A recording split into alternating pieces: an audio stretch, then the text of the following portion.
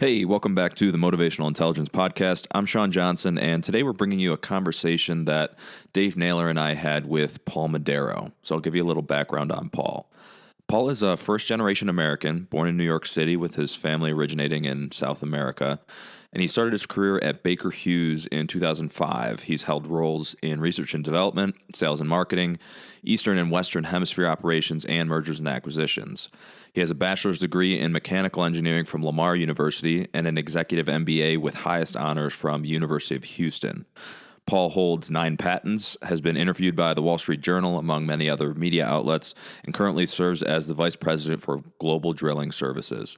In this episode, we talked to Paul about the 2 kinds of people in crisis, the commencement speech that changed Paul's life, why he once flew to West Virginia to wait on a stoop, which is a pretty interesting story, some of his best career tips, and a whole bunch more. So without further ado, please enjoy this episode with Paul Madero. The Motivational Intelligence Podcast is brought to you by 2Logical's new virtual seminar, Adapt, How to Thrive in a World of Turbulence. Join David Naylor in this exclusive live event with leadership insights on how to effectively transition and manage your team remotely, create a new team purpose and vision for 2021, turn fear and uncertainty into consistent motivation and action, and a whole bunch more.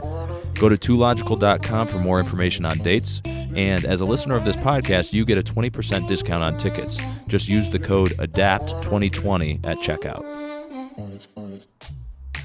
The Motivational Intelligence Podcast is also brought to you by Mojo, the mental fitness app incubated at 2Logical. With new insights and guidance every day, people that use Mojo report feeling less stressed and more motivated, boosted performance at work, and improved well-being at home. You even get access to episodes of this podcast up to 2 weeks early on Mojo. Mojo is available through invitation only, so join the waitlist at joinmojo.com to reserve your place in line.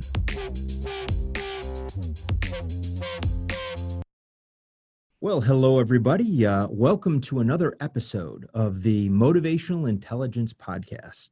We've got a fantastic guest with us today. He is a gentleman who I have known, probably for a decade or a little more at this point in time. His name is Paul Madero, and I actually met Paul we were conducting a class for high potentials inside the organization he works with, Baker Hughes. Baker is one of the largest players in the energy sector, in the oil and gas business, do business all over the world, and Paul actually has worked in pretty much every corner of the world for them. And, in the course of doing this, you get to meet a lot of people, a lot of phenomenal people. And every now and then you meet somebody in one of these groups, and there's probably 30 people in the room, that week. And you meet somebody who, for whatever reason, just stands out in your mind. And Paul is decidedly one of those individuals, literally to the extent where I can still remember where he sat in the room, from over a decade ago.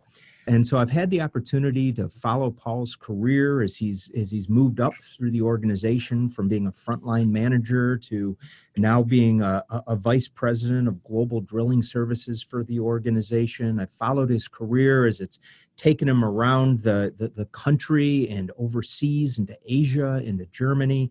So he's just had some tremendous experiences as a leader and in working with people. And so he's really, I think we're going to have a wonderful conversation with him today. So Paul, welcome to the podcast, and thanks for being with us today.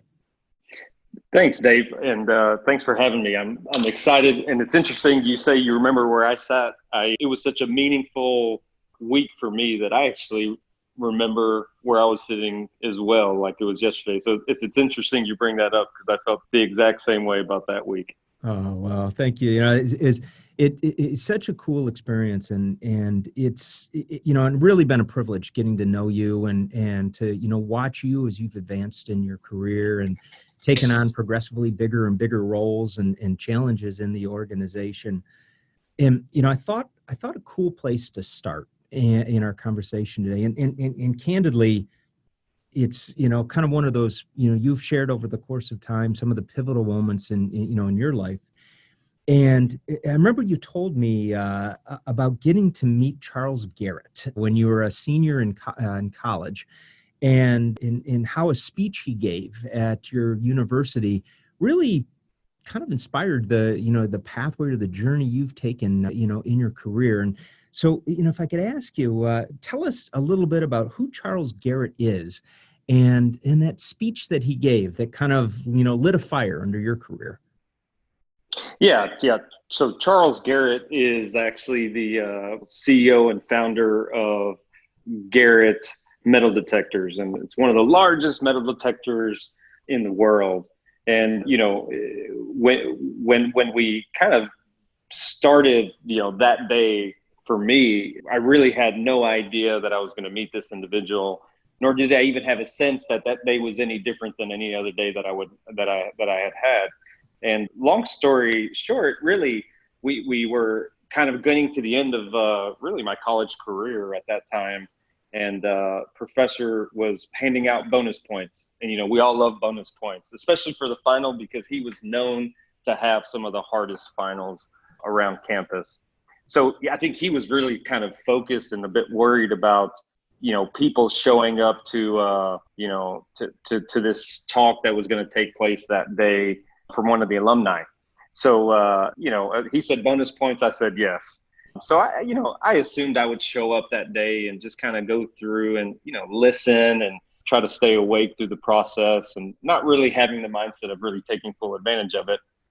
And come walks in this guy who, very unassuming guy, not a tall guy, doesn't really stand out from the crowd, but he starts to speak, and he starts telling us a story about his personal journey. And it's caught my attention because, his story was about a journey about him really pursuing a passion he had while working at a major corporation, which was Texas Instruments. And through the story, he spoke about how on the weekends, him and his wife would use some of the equipment from work to develop metal detectors because they loved treasure hunting. That was his passion. That's what he liked to do. And as the story goes, he had developed some unique technology in his garage with his wife, believe it or not. And they figured out through their weekend adventures that they had, developed the best metal detector out of all of his friends. And his wife really encouraged them to run with it. So he took that opportunity and actually left his job at Texas Instruments and ended up, starting to develop these metal detectors for treasure hunting originally. What he didn't realize at the time was that, as the world started to become more global in nature, that, metal detectors would become a foundational item at airports, Olympics, and other major venues. And he ended up turning it into, obviously, one of the largest metal detector companies in the world. Now, what struck me was, out of his entire speech, he didn't talk about the financial results. He really talked about two things. He talked about his passion and about how he had helped all of these kings and queens find all this buried treasure, even after the company had become very successful. And he talked about people and the people along his journey. And it just struck me that, his message was around, find your passion and you will be successful. And until that time, I always thought, and it was something that probably, for me growing up, was probably a big piece of why I was a bit of a rebellious kid in general. I always worried about becoming an adult and being, a bit, kind of square, doing the same thing every day, getting into this monotonous routine. I had never really thought about, your career as being a passion and something that could really be a huge source of self-fulfillment. And I think that day he really opened my eyes to, hey, focus on your passion, commit to it, find what you love to do, and you're going to be tremendously successful. Yeah. That's really, and it's very interesting. And you mentioned that you were kind of a rebellious kid. Where do you think that came from? I think it's probably, one is we come from a bit of a larger family. So I got a lot of cousins in general. And, I'm first generation born in the US. So I was born in New York City, Brooklyn, New York. So I think part of that is probably just the number of us who grew up together. But I also think my family, my mom and dad are both engineers, and they always worked at nuclear power plants. And so, as you can imagine, there's typically not more than one nuclear power plant per state at most. So we moved around a lot. And so I think as you're moving around, I think you start to, you probably, just because of the environments are always changing, I think you get a bit rebellious in nature. But I think I've always kind of been a risk taker in general, always probably pushing the envelope, probably, getting hurt, first, asking questions later, sort of. But yeah, and I think, I don't know if it's because I saw my parents having to move around, we moved around, and I just thought, man, your job is associated with moving. Every time we move, I seem to get plucked out of, school and my existence. And man, being an adult doesn't seem like it's super cool. So I think probably some of that and just being part of a larger family. Yeah, I think didn't you tell me you moved 20 times, was it, in 40 years? Yeah, we've moved over 20 times. Yeah. So you definitely get into a situation where you quickly have to land in these schools and figure out, what are the social norms? Because, one of the towns that, I pretty much, I guess I would consider I grew up in, is a small town in Tennessee, Dayton, Tennessee. It's in Ray County High School. And, the town at the time had basically around 2 stoplights. And so, it was kind of a unique experience, kind of going to middle school and high school there. And in the summers, going and spending, summers and holidays with my grandma and my cousins in New York City. So you get a bit of a flavor of these 2 different worlds and how they kind of operate differently. But, I think probably one of the most impactful, profound things that I realized is, while we definitely live in different structures, whether it be high rises or houses spread out, people at the core are we're much more similar to each other than I think sometimes we give ourselves credit for. Yeah, and I imagine that lesson, I'm sure you've carried it with you everywhere you've went, and you've had a chance to interact with folks and, in different cultures and, vastly different cultures. You think about, folks in Houston versus folks in Kuala Lumpur, where you spent a lot of time. And, as you're looking at those people, was it, how did you adapt or how did you assimilate or really was it, to your point, even though the culture is different, at the core, the people were more similar? Yeah, no, I think it's, interestingly enough, one of those, 20 moves over the last 40 years was we actually lived in a town in Mexico that had actually a nuclear power plant, and it's called Veracruz, Mexico. So we had lived overseas. My dad had lived in Canada as well for some time, so we used to visit him there. And so, I had a good sense of overseas, not great, but good sense. My cousins, they're half Colombian, half Greek. So my family, we're a bit of a global citizens in general, right? Because we all have a different perspective on things. But, I have to tell you, as I was transitioning from the role in the U.S. to Asia, there's definitely a lot of anxiety on my part, right? Because I wondered, hey, I've, been around all these fantastic mentors and, people like you, David, who's really stayed close to me and given me great guidance. And, I always thought, man, does this leadership style truly translate, right? One thing maybe is in North America and South America, but does it translate and is it really exportable? So that was a huge anxiety point for me. But, it's interesting, as I got on seat and I really committed to spending time with the team, meeting customers, ingraining myself in the culture, just embracing it. I think what I found was it's completely 110% exportable. And at the core of it, just like I found in my experience from Dayton, Tennessee to Brooklyn, New York, people at the core are the same. They want to know you have their best interests at heart. They want to learn. I truly believe everybody wakes up every day to make a difference.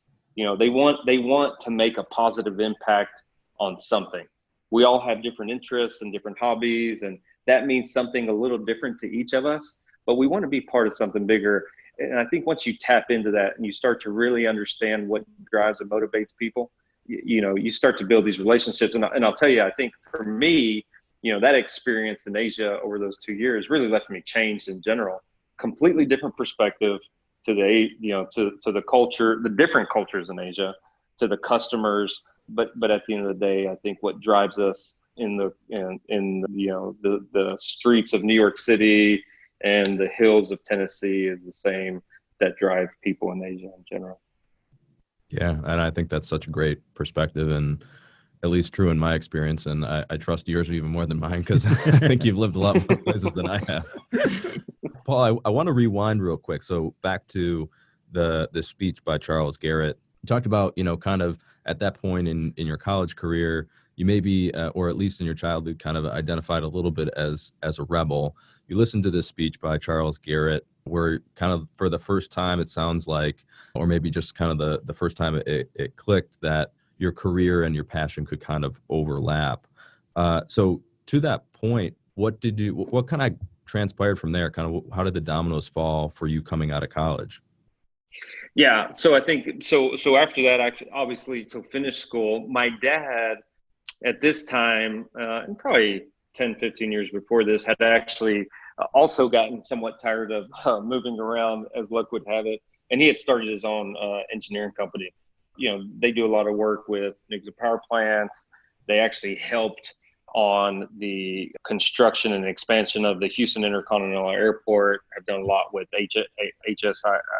HISD here in Houston, which is the local school system. So they were doing a lot of things. He obviously had always really had a mindset that myself and my brother would at some point take over the business. That's something that was always very important to him and still remains somewhat important to him, quite frankly. And so as I transitioned out of school, I knew I actually didn't want to work in nuclear power plants and do some of the things that my dad and my mother had done. Tremendous respect for all of their efforts there, but just didn't. I had done an internship actually in upstate New York in Peekskill Mountains. And, while I really enjoyed the time there and learned a tremendous amount, it didn't resonate with me. So as I came out of school, I actually worked with my dad for 3 months.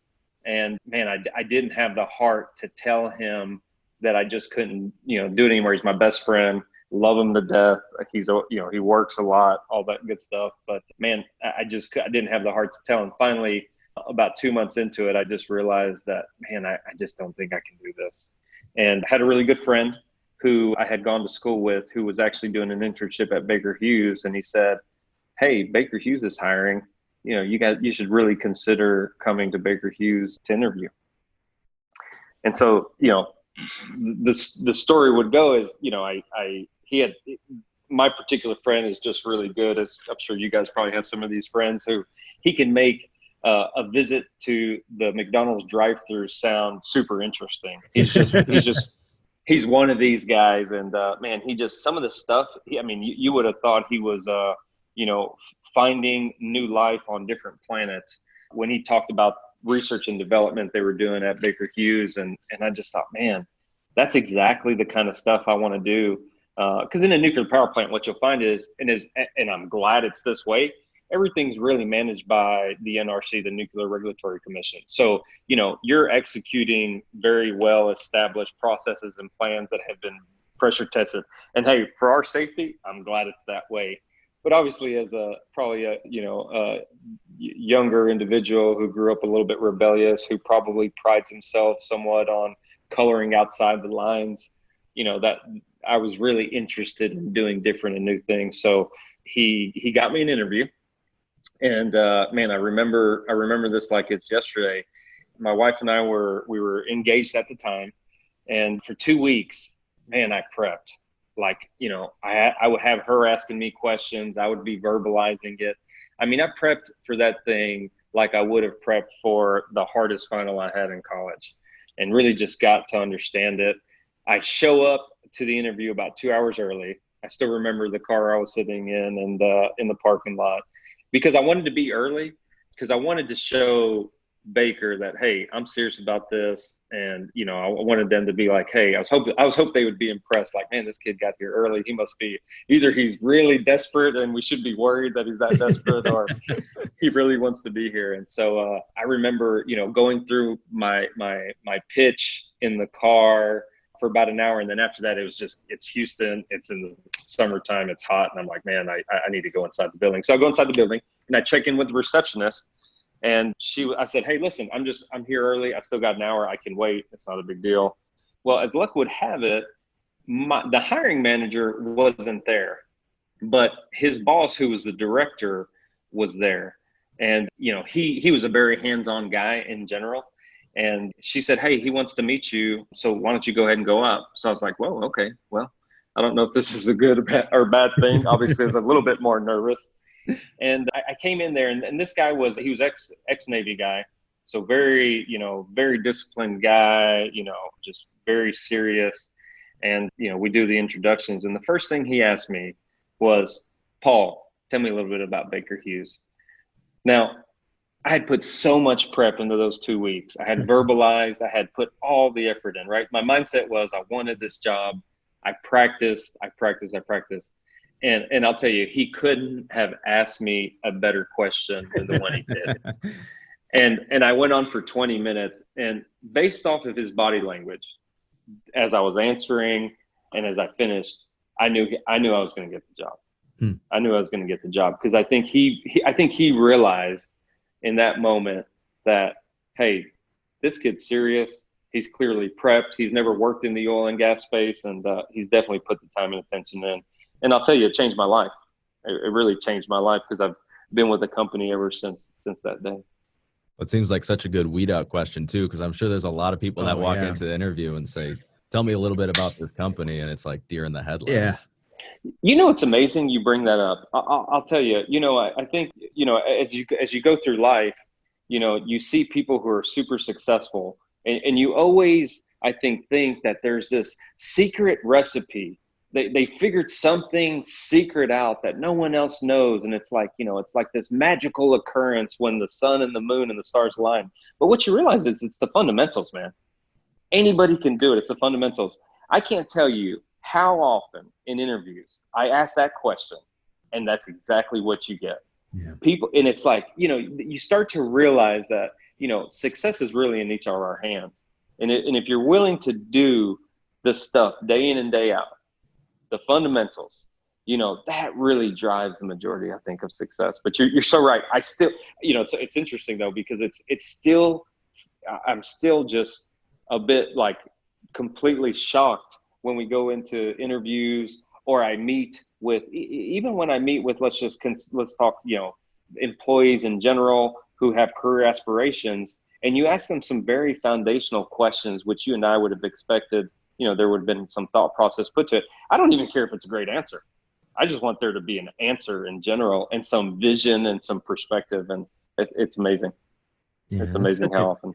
It's such a great point. I mean, and, we look at athletes, for example, and so often people, they want to write things off to luck and to circumstance. And, they were just naturally gifted in their ability to throw a football or dunk a basketball, and they just, they so underestimate the amount of work that these folks put into it. Interestingly, I was in a meeting this morning. And, where everybody's kind of going around introducing themselves. And there was a guy who was in the meeting and he's talking about, and everybody's kind of sharing something that was unique about them, and he pauses and he goes, well, he goes, I don't really know if there's, if this is unique or not. But he goes, I went to high school with Kobe Bryant. And I'm like, yeah, that's pretty unique. That qualifies, Check. Yeah. And I said, you grow up with Kobe Bryant. I said, I'm curious. I said, from the time that you met him, was it one of those things where he was just a naturally gifted basketball player, and he just excelled his whole life? And he kind of starts laughing and he goes, no, he goes, not really. He goes, I remember going into school, early in the mornings or on the weekends and we'd be going there to swim in the pool or something like that. And Kobe was always in the gym. He'd be there throwing baskets. He was, he said, so he goes, it was just an incredible work ethic that, really caused, I think really contributed. And so often people, I think they just discount that. They probably because if they don't, then they have to accept two things, one that, the reason their life sucks is because of them. That's a bitter pill to swallow. And also they have to accept the fact that, hey, you know what? I got to work. I got to put effort into this. I got to spend 2 weeks prepping for this meeting if it's an important meeting. Yeah, I think you're 100% right, and it's almost very similar, to the two logical, the ultimate responsibility, right? Just on a lesser degree.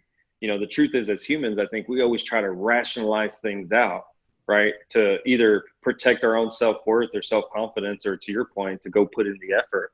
But I think it's 100% the case. And what they don't always see is, hey, that time away from family, not going and having the fun, right? But ultimately, when you do all those things, it's amazing how success starts to become really very repeatable and very predictable. So yeah, it's amazing how that actually takes place. And so, yeah, that's something we talk about as a team all the time, right? Which is, success isn't some magical thing that takes place. It's about doing the right things every single day. It's a process. I always use the getting healthy, right? Because I just think it's easy for people to understand. I love the sports analogies. I grew up playing sports. But as you go international, you start to realize that, some of these sports are not international sports. So all these great American, so I grew up playing soccer.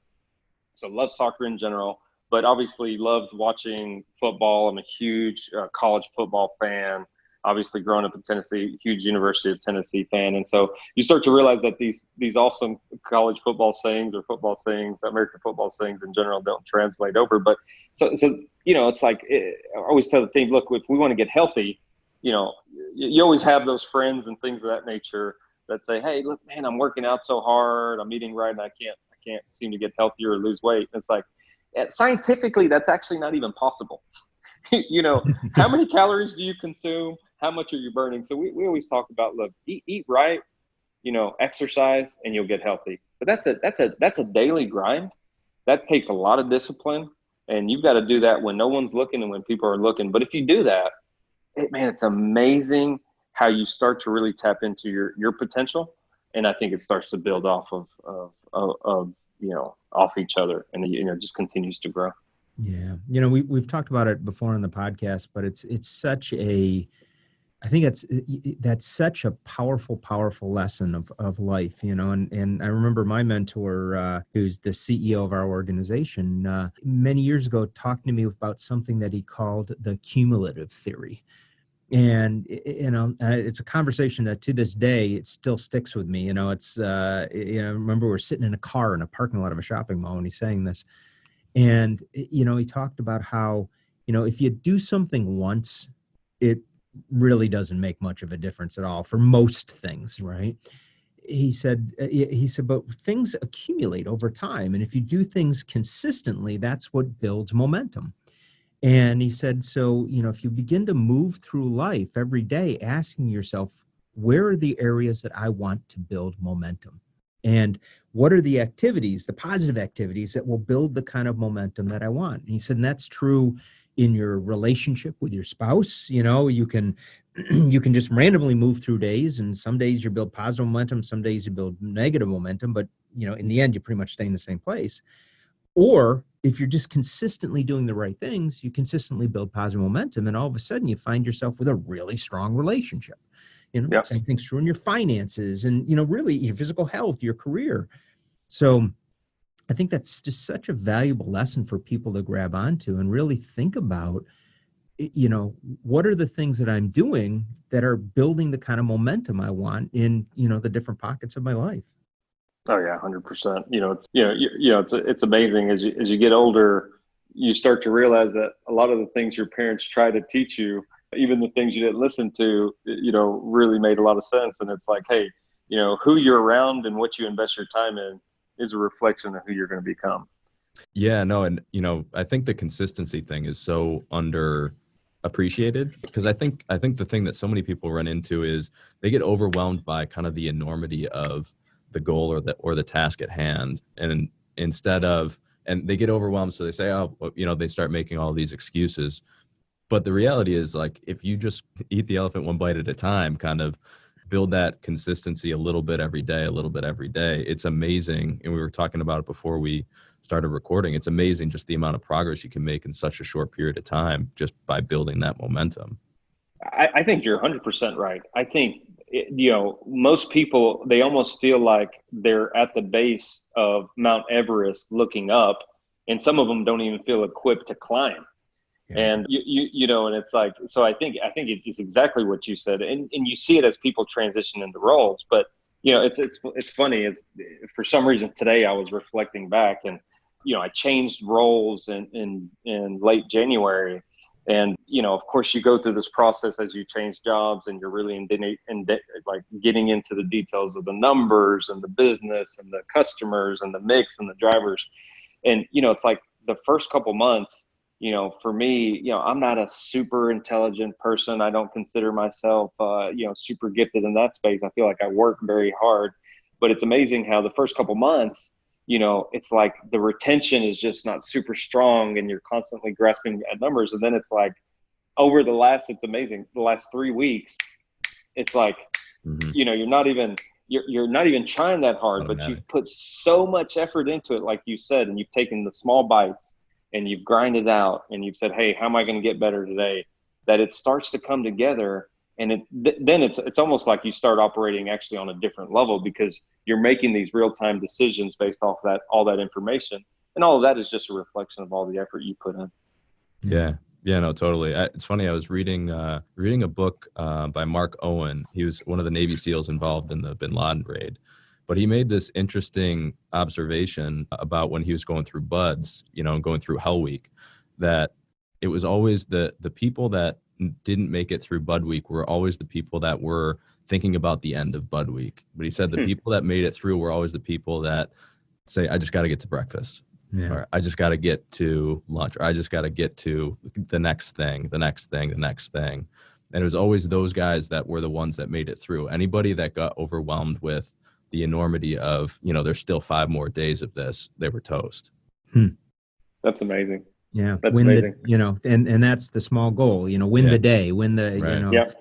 So it was interesting, Sean, you had shared a book, was it Catching Fire or Stealing Fire? Yeah. And, that I had read not long ago, and they talked about the Navy SEALs in there and how they operate. They train so much and they prepare to such a high extent that, they can in essence consciously disconnect and instantaneously go into the zone, which you think about from an athletic standpoint, and how much more effective we are in that, in that place, because we're operating out of our subconscious, and our subconscious is capable of I think it's 11 million calculations a second versus our conscious mind, which can, do about 2,000 a second. So it's a huge difference. And, you said, Paul, he said, it's almost like I go to a different plane, and, and it's kind of like you dropped into the zone. Yeah. Yeah. Yeah. 100%. Yeah. It's built off that foundation, effort and work and doing it every day. But it's amazing. And you guys actually bring up, you're bringing up a great point, which is, about, it's always about what you invest in, what you do on a personal side. I always grew up thinking, you're a great human being, and then you go to work, and then, you take those great human being attributes to work, and, it's more about your personal life enhances your professional life. I always thought that's the way that equation worked. And what, through this kind of journey that I've been through, and, continuing to be under construction at all times, what I realized is actually, work makes me a better human being in general, right? It's not just the professional, all these things you learn at work, and the leadership and the mentorship you get from people. It doesn't just improve who you are professionally, it improves who you are personally. And I never really realized that equation actually worked that way. I always thought it was the inverse. That's such a great point, and to your comment earlier, the principles of success are the same in every aspect of our lives, so that's why you see that spillover. Paul, you said something to me, and when you and I were talking recently, and obviously you and I met when you were in that, that high potential leadership program, and And, one of the things I didn't know this, but, on the backside of that, one of the things the organization did is they hooked you up with a mentor. And you've talked a couple of times so far in our conversation about mentoring, and the people kind of helped you along the way. And I think you shared with me, Ian McIntosh was the gentleman who you linked up with as a mentor coming out of that program, right? Yeah. Oh yeah. It was kind of, we had, kind of was coming into, relatively, I think, ever growing roles of responsibility. And typically when you get into this high potential space, which, they don't like to tell you you're high potential because they always get worried that it's going to get to your head. So, it's a bit secretive in general, but, you kind of know. But they try to get you hooked up with a mentor. And, I think that's it's a great thing to do.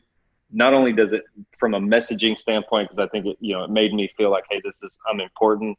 They see something. I feel like they were happy with me before, but you see something. But I think it's a testament to really Baker Hughes in general. But it was interesting because they had said, hey, look, there's two people here that want to be your mentor. You have two options. Excuse me. And one of them at the time, they had been global vice president. Very high up in the organization. Someone who they were very well known in the organization.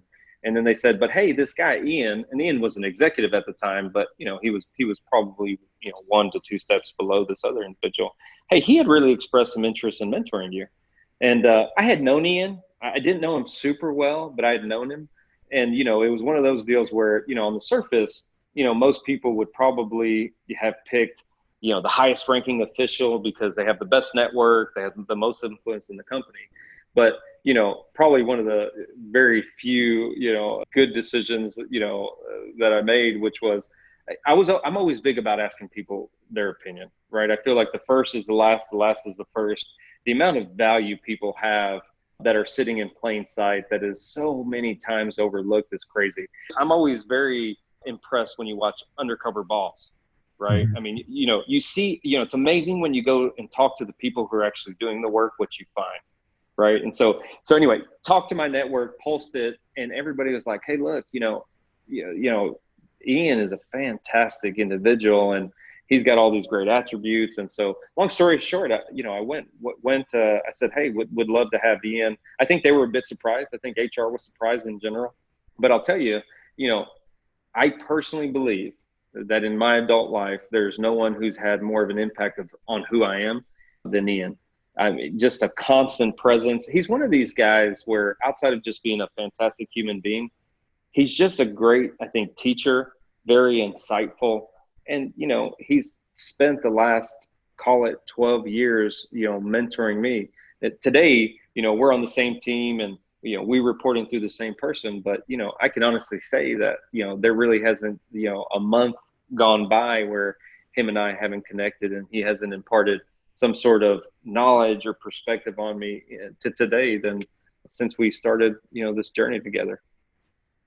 Yeah. Well, and you mentioned that, people probably expected you to go with the highest ranking official, but going with Ian seemed to work out in terms of that too, because he's now the CTO of Baker Hughes. So hey, listen, yeah, 100%. Yeah. And actually to further the point, the other individual, I think within, 5 years after that, he ended up, I believe, exiting the company as well. So yeah, it worked out both ways. And, Ian, he's such a fantastic individual, strong work ethic, super intelligent. So yeah, he's definitely, done a great job in the company. And he's doing great things today globally across, the business. So it's fantastic. Paul, Baker made an acquisition in pressure pumping down the road in your career a little bit, and you took a role there. Can you tell us about that? Yeah, it was pretty interesting. So I'd kind of worked my way through the organization, had met Dave through that process, done my MBA, and was kind of came out of my MBA, and I knew I was in the running for an executive role, right? I felt like I was close, and the organization came to me and said, hey, look, there's two options here.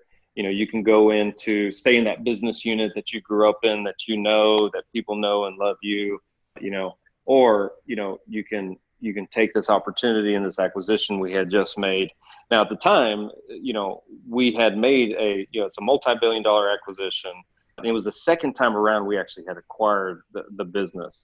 And a lot of it was around, really a focus on getting into, the North America pressure pumping business and simulation business. And so we had made the acquisition, and it was a couple years down the road when they had asked me if I was interested in potentially joining the business unit. And, at this time, it was a very stressful time because the acquisition and the integration had not gone well. The market had changed pretty dramatically, which is always, I think, the fear in any type of acquisition. And so it was a really stressful time. There had been some major changes at the executive leadership team level through this process. And so, but I've always kind of, tried to stay very focused on, I know where I want to go, but I try to stay really focused on the here and the now, right? And because my thought process is this: if I focus on getting better every day of incremental improvement, it'll help me reach my full potential, right? And that means through that journey, I'm going to probably have some failures. Now, I don't have to like them because they're never fun. But ultimately, if you're going to test yourself, if that's the goal, right? If the goal is to be the best Paul or the best David or the best Sean, you have to test yourself. You have to put yourself in these situations. And so I thought, hey, this probably has a lot of high risk. But, I had worked around some of the business unit team, and I just felt like there was a lot of potential there to unlock. So, came into the business unit, and so I told them, hey, look, I raised my hand. I said, hey, I would love to do the job. I always kind of felt like in life there's two kinds of people. They're not bad or good. They're just different kinds of people. You have people who run into burning buildings, and you have people who run out. I'm the one who runs it. I like it. I get excited about it. It's probably part of my personality. But, so I was like, hey, I went in on that. Of course, some of your colleagues tell you, hey, man, we probably should drug test you because I don't know what you're trying to get accomplished here. But, you see something. You see something that maybe others don't see in general. And I thought, hey, look, worst case scenario, if this thing doesn't go well, I'm going to learn a tremendous amount and go from there. And so, you get handed this business unit, so you get promoted. So, which always carries a bit of a stigma in general, right? Because you're a younger guy in general, and maybe your career path wasn't, conventional in nature, starting in research and development and then kind of going into operations. But so you kind of go in there, but then you're foreign to this whole business unit, right? You didn't come up in the business unit. So, you're quickly trying to gain some credibility, but, we were losing money when I came on board with the team, millions of dollars a month for the business unit that I was running. We were having multiple safety incidents. I mean, it was a bit of a challenging situation, I'll have to tell you, but it was good for me because the roles up until then, I had basically was born in that business unit. So I understood the products, the services, the people, the network. I knew it pretty well, right? I wouldn't say I was an expert, but I knew how to operate. I knew where the milk was, so to say. But in this business unit, I didn't come up in the business unit. I didn't have a lot of relationships there. And it was I think the first time in my career, I would say that I had to use 90% of my leadership skills to drive the right outcomes versus maybe in the previous roles where it could be more of a balanced mix, leadership plus what I knew, my experience, and then, applying some intelligence in general. But I'll tell you, I still say today, been with the company for 15 years, I consider that one of the hardest jobs I've had in my entire life, but it also taught me more. I've learned more in that job than I have in any other job, period. And, I was telling David this, and, it's slightly embarrassing to say, but I think it's important. I think it's important for people to know. But, I've always considered myself, I grew up playing sports, so I was always a big sports guy and, team guy. And so, quitting, that's like a bad word. You don't say that, right? But I'll tell you, early on in the journey, year and a half, we've made some significant improvements. We started to, as a team, we just really started to roll. I mean, it was just, we started building and building and building. The gap was big though, right? And, you take 2 steps forward and then you take 1 step back. And so every day you're kind of looking back and saying, okay, Okay, let's not get frustrated. Am I better today than we were 2 months ago? And the answer was always yes. Even though you're impatient and you're looking for the accelerating the curve, you're making progress. But I can remember one day, wife's pregnant at the time, you're working 80 hours a week, you're at it, you're 18 months in, you're thinking, man, by this time, traditionally, it's more sustainable. It was a large business unit, thousands of people, so much bigger in scale and complexity than my previous roles. And I can remember going to sleep, one night, coming home late and just thinking, man, I don't want to do this anymore. This hurts too much, right? It's like, kind of like when you start working out, you're sore. But at some point after you work out for a couple months, you're not as sore as you were, that first week. But it was like, man, I felt that way. But I would wake up in the morning and I just felt like, man, we can do this. I'm not giving up. I can't give up. And so it's probably the only time I can remember in my entire career just ever thinking I wanted to quit. That small just doubt that comes into your head. And I'll tell you, I'm so glad that I had great mentors who I could speak to, and I'm so glad that I had a great team. We had really put together a great team. But I think that the leadership capabilities and characteristics that I learned and built through that time, I'll tell you, it impacted who I was, not only professionally but personally. But those skills I use today, they're foundational, and it really taught me, I think, the value and the importance of unlocking other people's potential. But definitely, a stressful situation environment. And I was telling Dave, through that process, I actually had one of my core employees, teammates, one day, we're talking on the phone. I go to the next meeting, and then he tries to call me, but I was in the meeting, so I couldn't answer. And then come to find out, he quit that day. And so couldn't get a hold of him. He wouldn't return my phone calls. He just went silent. No one could get a hold of him. It's like he almost had enough. And I didn't even expect this to take place. It was a stressful environment, right? Very stressful, a lot of pressure and all that good stuff. And man, I just felt like, so HR was like, hey, do you want to accept his resignation? And I was like, no, I don't want to accept his resignation. And I just felt like I had to go see him. And so at the time I was living in Oklahoma. He was based out of West Virginia. And so, of course, my wife always thinks I'm crazy in general. But so I get on a flight Saturday morning and I fly up that weekend. Of course, I have his address from HR, man, and he lived in a bit of a desolate area. And that's saying a lot considering I grew up in Tennessee. Okay? So if you can imagine, you're driving around there and you're thinking, man, I don't even know, if I got in a car accident or, people seem to like their space in general out there. So I was just like, man, this is going to be interesting. But I pull up to his house and knocked on his door. Nobody came, but I was like, man, I've gone on an airplane. I flew, I've flown a lot. I was like, Saturday, I'm committed here. So if I need to go get a 6-pack and sit on his porch, I'm sitting here. I'm talking to the guy. And because I just felt like this. He had given me 110% the entire time he worked for me. Okay. And I knew we were in a very unique situation, because what you have to remember is we made a multi-billion-dollar investment. Also, the market was changing significantly, and we were getting a lot of pressure for delivering results. And this business unit had one of the larger concentrations of revenue. So it just drove meaningful financial performance. So there was a lot of stress, but I just felt like he had always given me 110%. And if I just accepted his resignation like that, I felt like I wasn't doing the same for him. So I show up to his house, I'm on the porch. He finally, he was outside working evidently behind the house.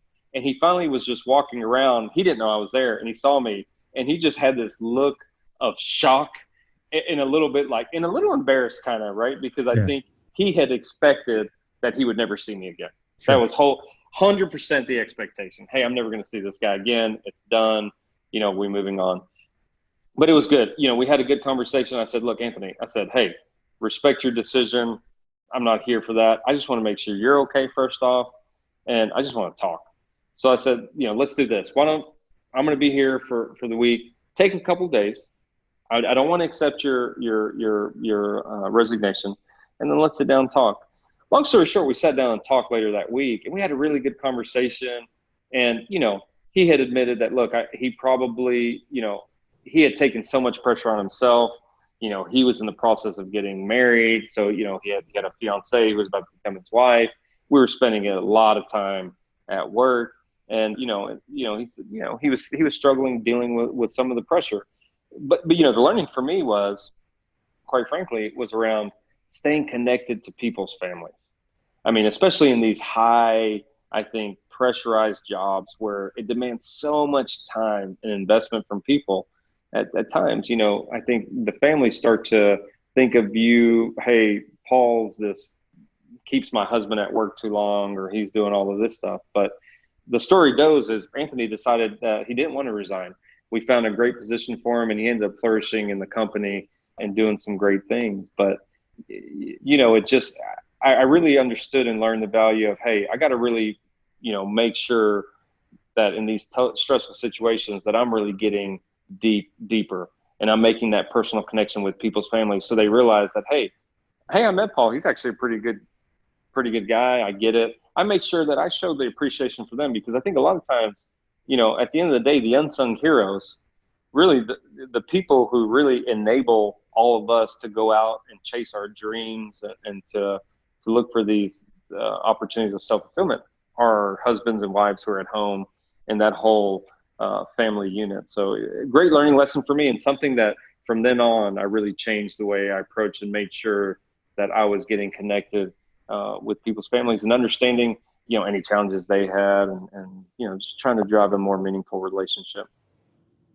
What a wonderful story. And, I think about what had to be going through that man's mind when he walked around the front of his house and he sees you on the front step, Yeah. Trust me. I didn't, he looked it was such a strange look. I didn't know if he was happy to see me or not happy to see me, but it was definitely, it was a fight or flight moment. And I was, just thought, man, I'm here. So we're going for it. Yeah. Paul, could you take us maybe into, we want to respect the privacy of it, but I'm really curious about that conversation, because, here's a guy who obviously kind of had thrown in the towel, wanted to move on. And by the end of a conversation, you kind of like a madman get on a plane, go out and see him. And by the end of that conversation, he decides he doesn't want to resign. How did it go from, somebody that had thrown in the towel to he wanted to stay? Yeah, look, I think I think I always got a lot of respect for people who lead people in general, right? Because, ultimately, I think, a lot of people in life want to be the manager or the leader because they see this nice, shiny position and, they think, I believe sometimes, and I've seen over my career, that, they think, oh, in their mind, you live in this big mansion, you fly around these helicopters. What they realize once they take these jobs is, dollar per hour, you're probably less money total when you start taking a look at the investment these people make. So I've got a huge amount of respect for people who lead people, who put others in front of themselves, because that's ultimately what leadership is, right? And so he's got a very strong heart for that. And so, he was, at first, he was embarrassed. You could definitely tell there was deep, I think a bit embarrassed about his actions. But, I think the positive thing was, I gave him a couple of days to just relax. And I think he had some time to maybe wind down. And I think he also realized in the moment that he probably had made a bit of an emotional decision. But, I think the conversation went like, his biggest concern was around his inability to balance the pressures and demands of the job with his home life, which I think we can all relate to. I mean, I can't tell you how many times I've come home to my house and, I'm late for dinner or I missed dinner and my wife says, hey, dinner's not important to you, clearly. And I'm like, I'm a bit of a salesman in general. And I'm like, no, babe, I said, I love dinner, it's important for me to be here with you guys. And she says, no, because if dinner was important, you would be here. And, so Anthony, so I think, as we worked kind of through some of that challenges and just said, hey, look, there's other roles for you. Not every role has to be a super stretch role. He clearly had done some good things in that job. And I think he started to realize that as well. What's interesting though, I think the biggest thing for him was he was concerned with the possibility of, the organization viewing him differently. Mm-hmm. And so I think that's probably where I think the trust we had, I think built through the job, but I think he was, I think he really valued, and, he was that, he thought I was crazy for sure. He always thought I was crazy, but I think he really valued the extent that we went to as an organization, because I don't go up there without support from the organization. I think he realized and valued that, hey, look, these things happen, man. When you're working and operating at this level and you're he was responsible for, I believe, something like 400 employees. These are challenging jobs, and we recognize that. And sometimes the pressure relief valve shoots off a bit, but that's not something we're going to hold anybody against. So I think once he got comfortable with that, he got comfortable with the position, ended up meeting his wife.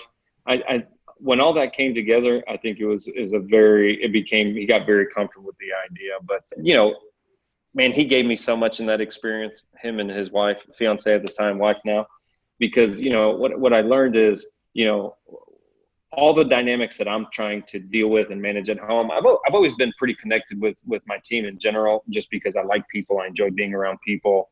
How they feel matters to me. I truly believe, regardless of what industry you dedicate your life to, people matter.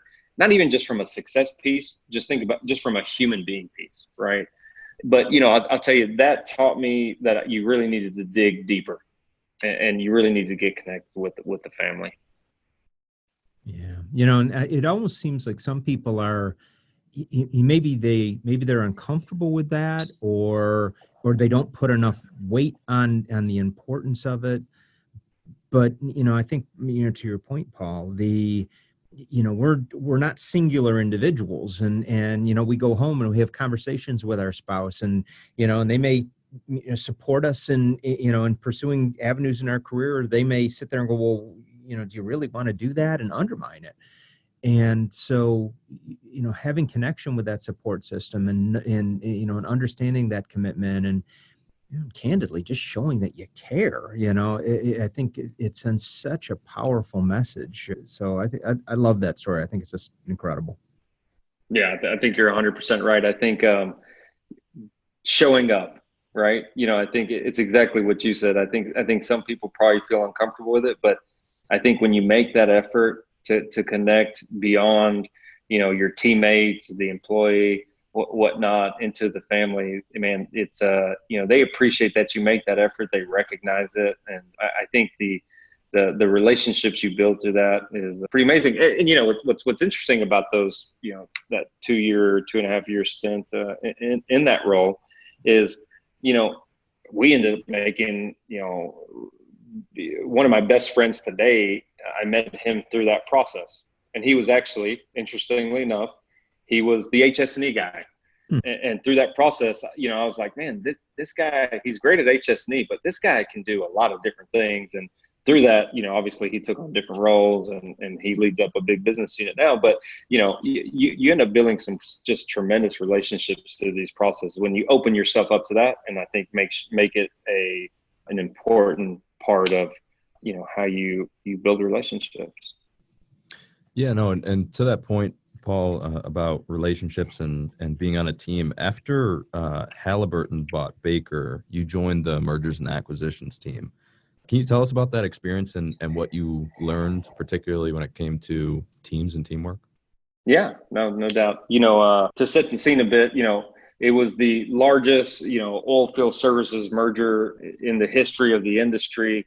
It had the largest at the time, potential termination fee, $3.5 billion. I think that the largest ever is, I think, the AT&T one, which was $4 billion. Huge antitrust concerns in general. And then, just to add a little more icing to the cake, not that it needed anything, Baker Hughes, the history of Baker Hughes was one that was very competitive with Halliburton.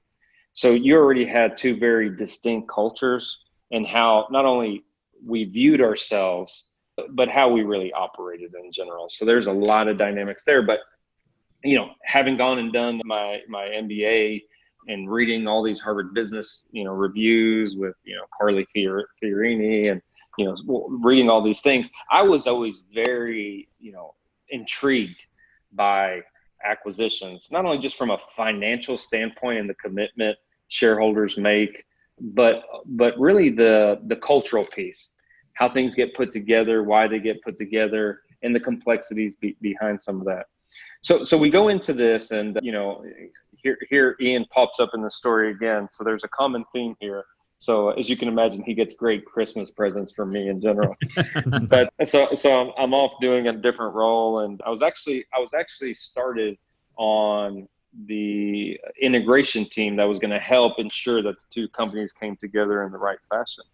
But through that process, Ian had reached out and said, "Hey, look, we're going to have to potentially help to get over these regulatory hurdles, by helping, with the carve out of the businesses. Would you be interested in getting involved?" And for me, it was, man, I would pay you to do that job just for the experience in general. And so it started working with them. Interesting experience, because you go into your facility that you've spent, a majority of your career in, and they've actually locked down a huge wing of it for the team.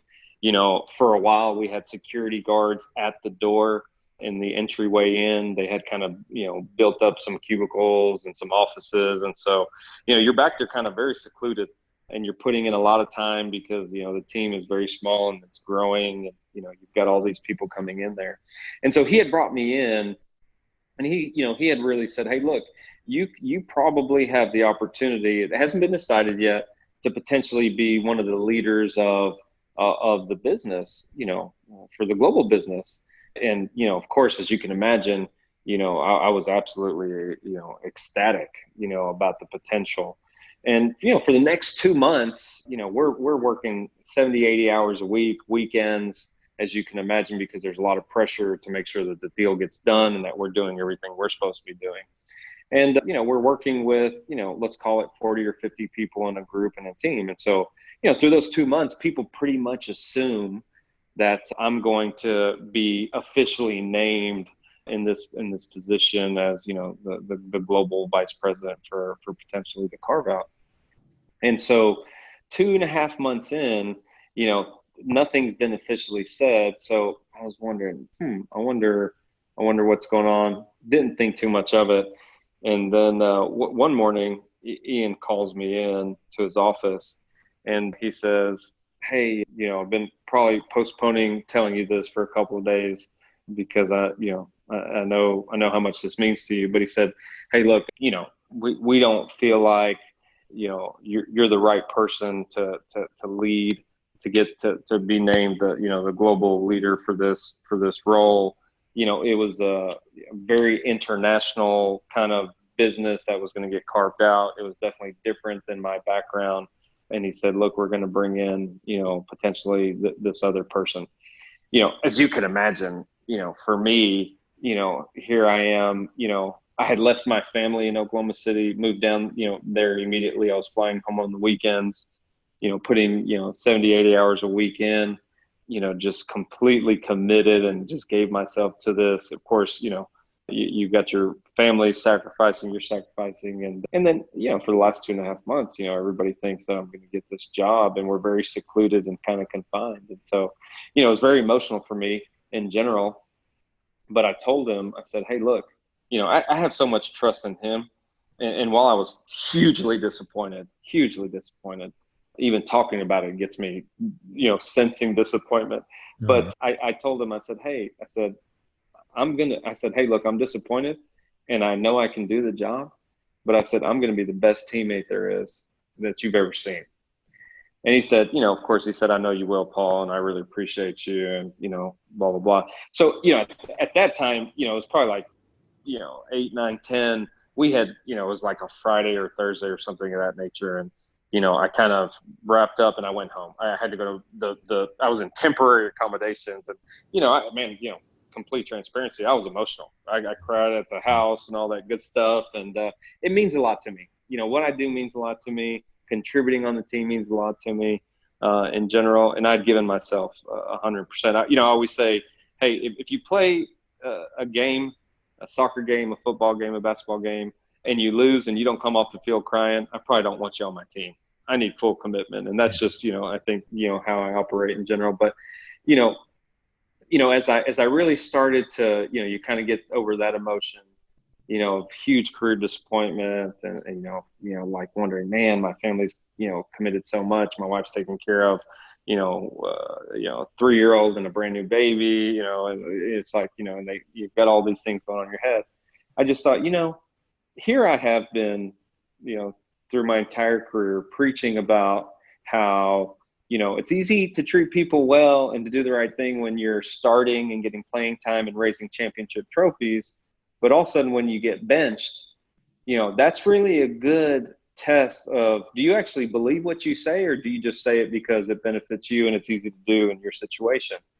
And I just mentally at that point just made this just full commitment to myself that, man, I was going to just be the best teammate possible, because I was so committed to those individuals and, so committed to Ian, and, I had, just complete trust in him. So I actually remember that day Ian called me up, because, man, I'm always there early. I'm always leave late. And just for me to leave is very uncharacteristic. So, he called and checked on me. I said, hey, I'm good. Then I proceeded the next couple of weeks to start, kind of in more of a support function and helping this new guy who came in. And, it was definitely awkward for the first week or two. As you can imagine, you're in a confined space with people who believed you were going to get this role. And of course, in your mind, you're wondering, hey, are they questioning my capabilities now and all that good stuff? So mentally, you have to work through some of that. But, they brought in this individual, and, man, he's a fantastic guy. And I learned so much from him. And, interestingly enough, he was very international. He had worked in Asia, and so I learned so much from him through that process, I felt very confident in my conviction through that process that, hey, I can do the right thing and be a great teammate, whether I'm leading or I'm following. And, for me, it was really, really a defining moment, because I think easily the disappointment enough for me was easily enough where, you've gone through your career and had, a good amount of success because of great people who support you. But then you hit this very, this huge, this very big barrier in a very visible way, in a very unique circumstance. And I think, you have two options, right? You either do everything you said was the right thing to do your entire career about how you lead and how you show up, or you run. And, to me, it was, hey, let's bear down and let's show what's going on. And, man, the value I got from that experience is crazy, and the friendship and the knowledge that I ended up learning. And as luck would have it, 7 months after this individual came in, obviously, the antitrust, the regulatory bodies, were not going to give this deal an approval, and the deal subsequently was terminated. Baker Hughes received $3.5 billion, and I moved into, a different business unit and kind of started moving from there. But, the relationship I built with the individual they brought in, I still talk to him. I had lunch with him, 2-3 weeks ago, and, it's just amazing how things work out. Yeah, that's such a, it's such a powerful point and such a wonderful story, Paul. And first of all, I applaud you, because I can't tell you the number of times where I've seen people in similar type situations where, they think they're going to get it, get the role, and somebody else gets it instead, or, they're merging two organizations together, and, somebody else gets picked to run the team versus, you thinking you should run it. And I've watched so many people not be able to put their ego in check in that situation, and not do what you did, which is, to say, hey, look, I'm going to be the best teammate. I'm going to be the best follower that I can be. I'm going to support this person, to my very best. And I've watched people, high-ranking individuals and organizations, get squeezed out of the organization because they couldn't get their ego in check. And so for you to do that, well, I'll tell you, it speaks volume, I think, about your character. And, and to your point, you gained so much from that, and you're further ahead because you were able to do it. 100%. I look at that moment as a very defining, career moment for me, because you think about this, right? We've talked about Ian quite a bit. Here is this guy who saw something in me early on, who's invested in me, who's been with me through this career journey. And, you can let yourself go into the space, he doesn't believe I can do it. He doesn't believe I can do it. So you start to question yourself as well, right? You're like, man, well, maybe, you start going into this space. Maybe, maybe I was lucky. Maybe I don't, maybe this wasn't a result of the hard work. Right. And, what you realize is you have to really go to that foundation of who you are. But Ian gave me a gift, because the truth of the matter is he was right. I wasn't ready. I didn't know about the international business, and I wasn't fully well equipped. Now, I still feel like I could have done the job.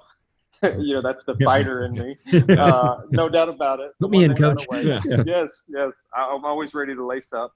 But he did me a favor, and it changed me. It changed who I am. It changed, to your point, you get very humble. You get very also compassionate. You get even more compassionate. I feel like I'm a fairly compassionate individual anyway, because I know, 98% is between the ears, right? If between the ears is good and you're mentally good, you can perform at a very high level. But, I think it makes you compassionate to those who maybe have career challenges. But, I had a great early manager. His name's James King, and he gets on this whiteboard. And if you know James, mm-hmm. as you do, he's a very colorful character. I always tell him this, and he wouldn't be offended, but he's like out of a bit of a cartoon book. He's one of these guys where you either, if you met him, right? You just like, you either met him or you didn't. So when you say, hey, do you know James? Yeah, you trust me, you would know if you met him. So he's one of these guys.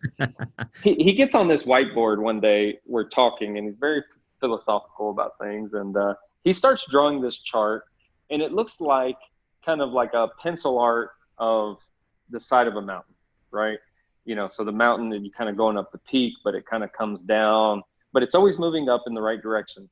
And he says, your career, most people want your career to be a straight line between starting and the top of the mountain. But the truth is, you have to climb the mountain, and you go through some peaks and some valleys. And what he always said was, when you hit failure, people who are truly committed to the company, committed to each one of us, those are the people who see their way out of it. And, you've got to have the mental fortitude to really sustain through those periods. And he was right. He was 100% right. And I think that commitment to the organization, that's done a lot for me and my family, hands down. I am not the human being I am today if it wasn't for Baker Hughes. And I truly feel that way. And that's probably what drives a lot of loyalty from me, the people we have, the culture and things of that nature. But, I think that commitment, it really changed me in general, and the value I got out of it was enormous. Well, I think this is actually a perfect transition, because just from our conversation, I get the sense that you're a bit of a philosopher king. That's a nice compliment. Yeah, right? Yeah. I think it's true. Does that mean you get like the crown, like from Burger King, you can wear around? Maybe, I don't know. I guess I can do whatever I want. We'll get one in the mail to you, Paul. We'll drop one in the mail. Hey, would love that. Strongly would love that. All right, Dave's on it. He's gonna whip one up for you. There you go. But I wanted to dive into some of the philosophies and mantras that you live by, and one of those was pulse your network. Can you tell us what that means? Yeah, look, I think, a lot of times, when we're going through decision-making process on critical decisions, small and the big, right?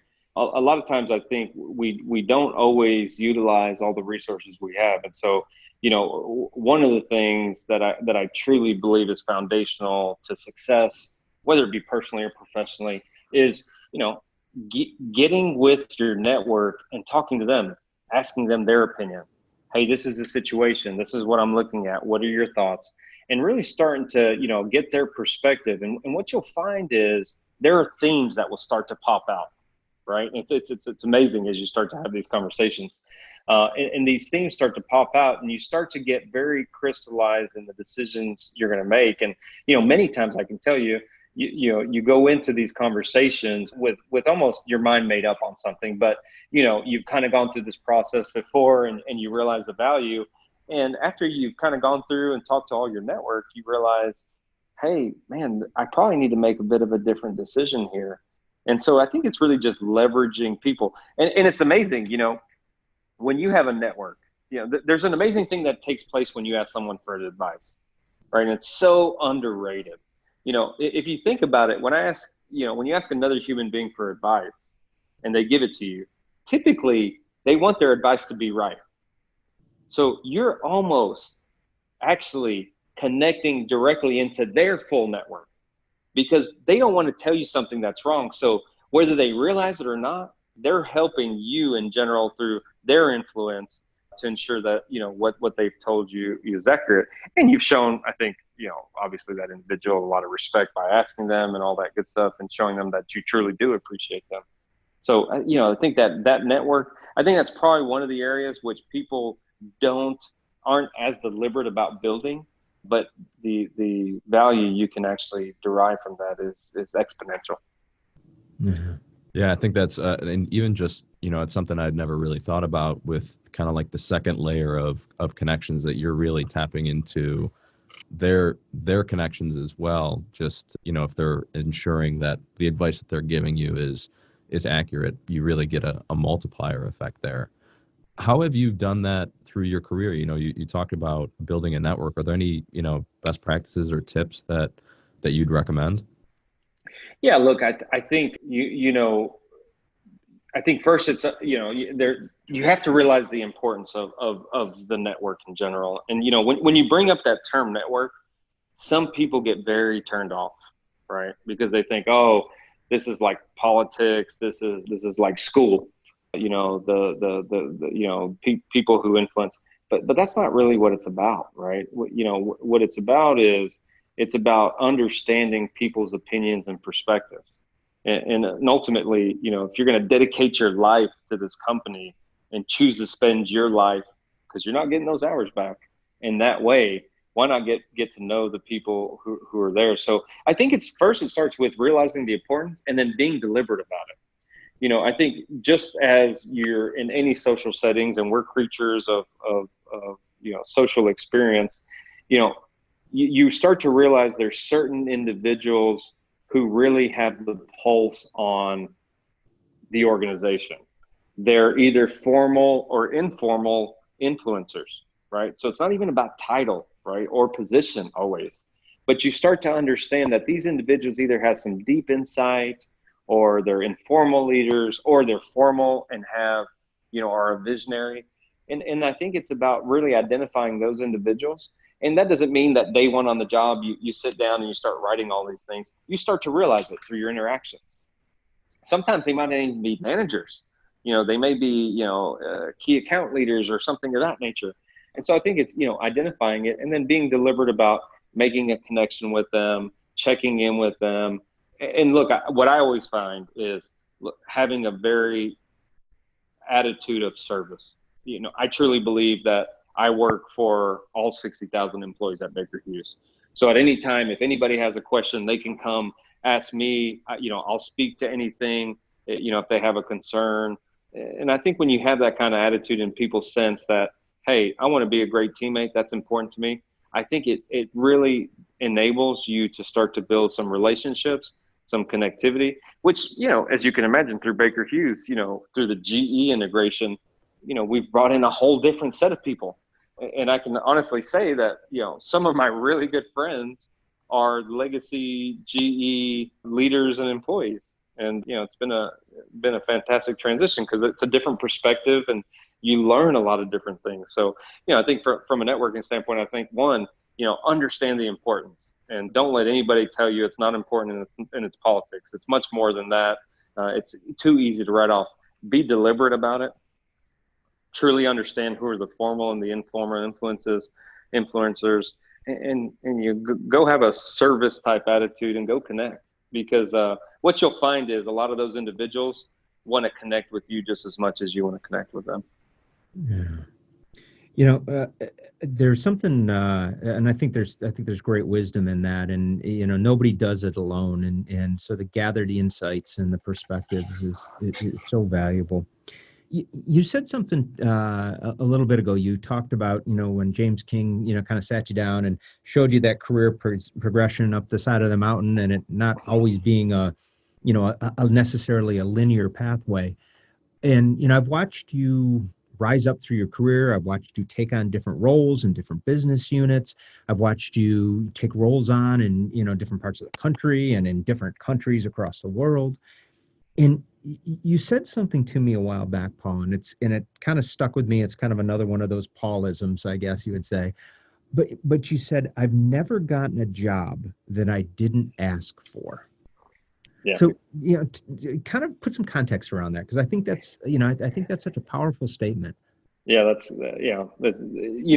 I think a lot of times through our careers, and, you kind of see it, I think sometimes with that kind of high potential group in general. And, interestingly enough, the individual who helped me get the interview, I remember he would always come and say, well, HR hasn't done this for me, and HR hasn't done this for me, and HR haven't done that for me. Right. And, growing up, my mom, she's a very regimented, disciplined person. She used to make me memorize 5 words every day in high school.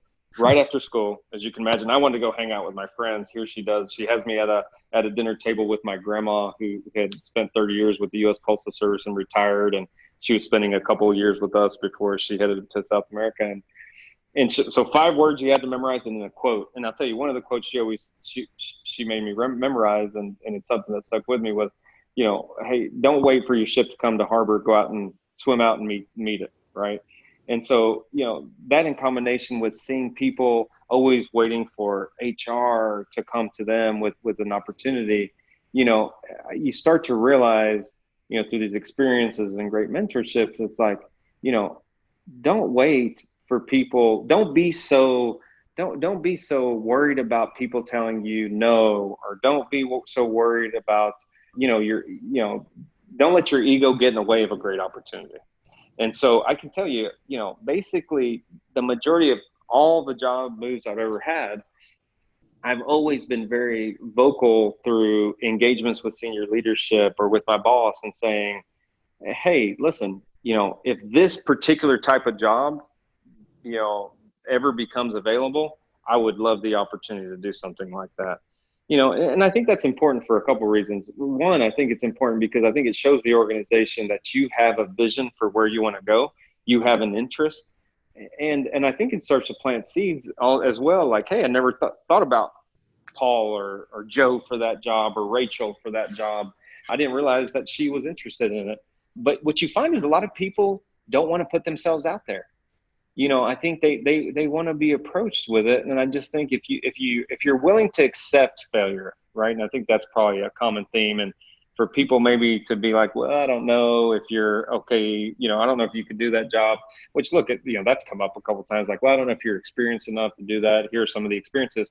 But, whether you're ready or not, you get an instant understanding of what it would take in that person's opinion, who you obviously respect if you've brought it up before, on what you need to do that. So, I think it's a very simple way, I think, to help you drive your vision for your career forward. But I think it's something that, sometimes is not as readily used from everybody, as they kind of move through their career. Yeah, it reminds me of, there's a great quote, and I'm struggling to remember who it was from. I want to say it was Naval Ravikant, investor out of Silicon Valley, but the quote was, if I only ever got jobs I was qualified for, I'd be pushing a broom somewhere. You're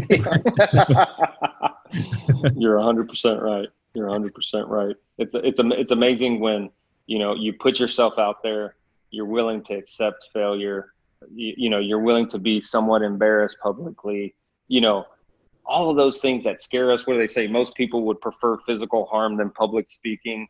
All of those things that scare us. If you actually run towards those things, you run into that burning building, you'll remain changed forever. It changes who you are. Yeah.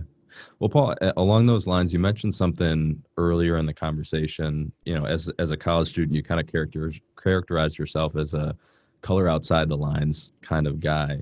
So do you kind of still characterize yourself that way? And if so, how does that, because from the outside, a lot of people wouldn't put somebody that says, I like to color outside the lines in a big company. So how do those two things play together? Obviously so well, since you've advanced so much at Baker. Yeah. I think, it's interesting that you picked up on that. Through the years, Baker's really big on personal and career development, and they brought in this external firm, and, we were kind of going through this process where they give you this long questionnaire. You do kind of like a psychological evaluation. I mean, it's an interesting thing. And, some of the questions, to give you a flavor of them, is like, okay, you can only pick two. Tell me which two you would pick. You're a hard worker, you're intelligent, you have integrity, and, you're honest. You're like, man, is this like a trick question? Which two do you pick? Yeah, really. Yeah. So like, man, I don't know. What does this mean? And they ask you these questions. I mean, it's like 300 questions, and then you do a one-on-one evaluation with these individuals. And after I got done, I was like, I told my HR partner, I said, man, I don't know if I'm going to get fired or what. And he was like, what do you mean? And I was like, I said, hey, the way I tended to answer the questions was that, that I was really demotivated, by, rules and regulation. But in the context of, I find that a lot of times, whether it be in life or even at work, people hide behind the policy, right? And so they say, well, the policy says, right? Or, hey, so what you find is, that the policy is built for 70 or 80% of situations. At times when there's 20%, there's a management and change process that you should go through, right? And so, I said, hey, well, come to find out, obviously after the evaluation is done, they said, no, you actually, they gave me a very positive feedback on the report out. I'm sitting here sweating for 2.5 months, like, oh goodness, let's see where this goes. They're going to think I'm a serial killer. Yeah, like, oh goodness, Paul breaks the rules. He never wants to follow the rules and all that good stuff. And what they actually said was, so it was an interesting conversation, but what they said was that typically people who are, successful and leaders in life, they find reasons to get things accomplished. They don't find reasons why not to do them, right? This entrepreneurial spirit, that piece of it. And so, I think Baker encourages that, and it's really this process of, and I think it's a cultural of like, hey, if something doesn't make sense, right, bring it up, do it in the right way, and you can impact change. You can impact change like that. And, throughout my career, I started off in R&D. Okay, spent the first 2.5 years in R&D. We came up with some patents. I was luckily around some very smart people. I take zero credit for it, but I was in the room. And I go into operations, right? Because ultimately we had developed some technology that was unique at the time, and they couldn't get the operations people to run it. They couldn't commercialize it. They said, hey, Paul, you seem to talk way more than every one of the other engineers. Why don't you go out and help us do this job? So I did. What was interesting is, during that process, so I have 9 patents, okay? We got 3 of them when I was in R&D. Through that process, as I was working in operations, I would see all of these things going on that I was like, man, there's a patentable solution for this. And listen, it's not like these are super complex. I believe that there's enough space inside of the box that you actually don't have to think outside of the box. Stay in the box, just roam into some of these empty corners of the box. And so, through that process, actually working with James and them, we brought it up and said, look, we can actually develop some of these these tools, right? We can do this. And at the time, you have to realize the organization was going through a heavy implementation of the PDM process, the product development management process, right? Which is a very stage gate process. It's how you allocate capital. It's the right way to manage your R&D spend 100%. But they were no, R&D happens at the R&D center. Well, the challenge was when you looked at the global projects, okay, these smaller projects didn't stack up because this was an emerging market. But if you actually knew, for those of us who were at the coal face, if you would, we saw something there. We said, man, this horizontal drilling is going to be huge, guys. Trust me. Well, at the global level, it's not part of the core business. So, they're trying to balance the global requirements with, these younger kids who feel like they want to develop. Long story short, we didn't take no for an answer. And we actually were able to come to an agreement with them and implement a new PDM process, which actually allowed us in operations to design equipment, to build it, to test it, and then they would do the final oversight. So what we ended up building was basically a mixed crew of ex-R&D people who wanted to come into operations, heavy operations people, and we actually ended up developing a lot of technology that generated billions of dollars of revenue for the organization. Now, that would never have happened if we just stuck to business as usual and not challenging the status quo. So I think, credit to Baker. I think they really encourage that type of entrepreneurial behavior. And, I think it happened. There was such success early on in my career with really thinking about how you could win and not letting, the standard way of doing business keep you from, doing something different. Yeah, I think that's so much great insight there. So many people, they get beaten down by the status quo and it just crushes their spirit versus, taking the time to ask the question why, and maybe the legacy way of doing things isn't the optimal way anymore. And maybe there's a better idea or a better way we can approach it, and, being respectful, but don't just blindly accept that, this is the way it is and it's the way it's always got to be. I think there's great insight there. 100%. I think it goes back to the ultimate responsibility that you guys talk a lot about, right?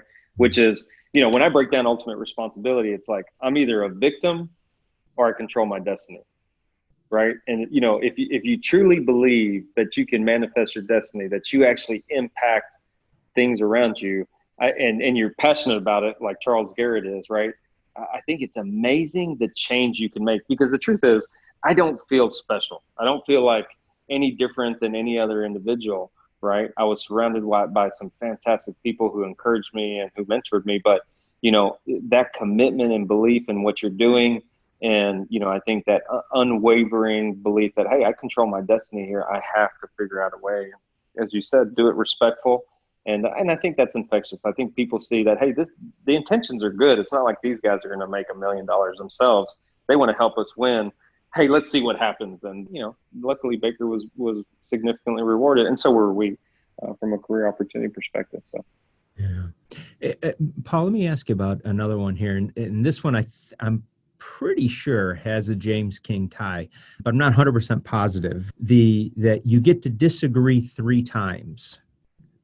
Give us some context around that. I'll tell you on the James disagree 3 times. I don't know if I remember that one, to be completely transparent with you. The challenges James poured so much into me, it got a bit full. If I remember the story right, and I don't remember if it came, maybe it came from James, but the fact that if there was a strategy or something that was being put forth, that he opened the door and let you come in and challenge, and you got 3 times the challenge. Yeah.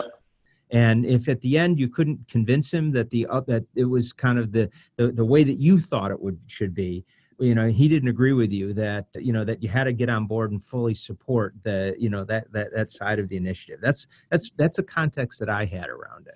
Yes, and he was, and just to speak to that, he was very much James is very much like that.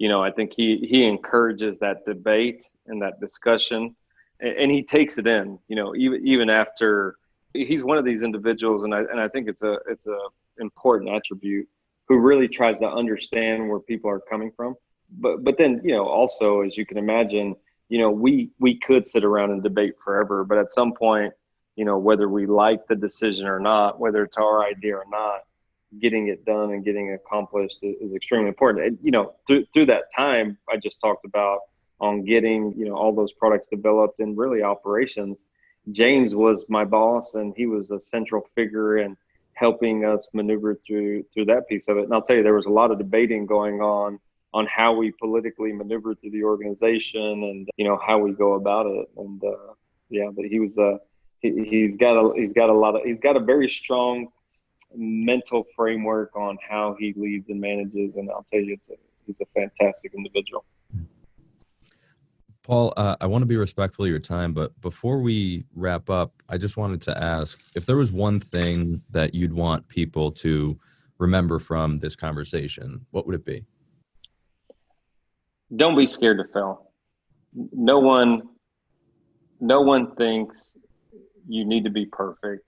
You don't need to be perfect. And if you think anybody is perfect, you're mistaken. Ultimately, I think we're all a work in progress. So, run into the burning building if your goal is to really seek your full potential. It'll be painful at times, but ultimately, I think you will look back at your life in a much more fulfilling way. You will build relationships that you'll never have unless you go through those experiences. And ultimately, I think, you'll end, your career experiences as a better individual and human being. Couldn't think of a better way to wrap it up. Paul, thanks so much for taking the time and chatting with us today. Thank you, guys. Appreciate you. The Motivational Intelligence Podcast is brought to you by 2Logical's new virtual seminar, Adapt: How to Thrive in a World of Turbulence. Join David Naylor in this exclusive live event with leadership insights on how to effectively transition and manage your team remotely, create a new team purpose and vision for 2021, turn fear and uncertainty into consistent motivation and action, and a whole bunch more. Go to 2logical.com for more information on dates. And as a listener of this podcast, you get a 20% discount on tickets. Just use the code ADAPT2020 at checkout. The Motivational Intelligence Podcast is also brought to you by Mojo, the mental fitness app incubated at 2Logical. With new insights and guidance every day, people that use Mojo report feeling less stressed and more motivated, boosted performance at work, and improved well-being at home. You even get access to episodes of this podcast up to 2 weeks early on Mojo. Mojo is available through invitation only, so join the waitlist at joinmojo.com to reserve your place in line.